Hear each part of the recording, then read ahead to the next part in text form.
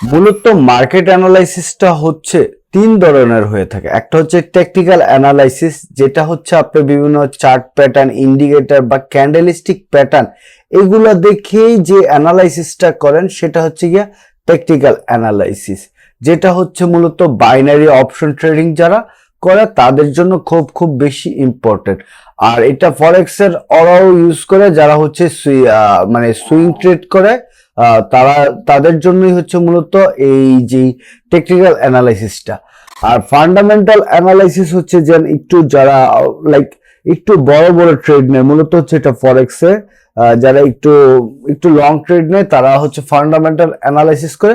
আর fundamental analysis হচ্ছে news বা economic যে রিপোর্ট গুলো আছে, লাইক হচ্ছে টেসলার রিপোর্ট বা ইলন মাস্কের বা ডোনাল্ড ট্রাম্পের পাস করার পরে এই যে সব নিউজ গুলো আছে, এইগুলা হচ্ছে গিয়ে এগুলো নিয়ে অ্যানালাইসিস করাটাই হচ্ছে ফান্ডামেন্টাল অ্যানালাইসিস।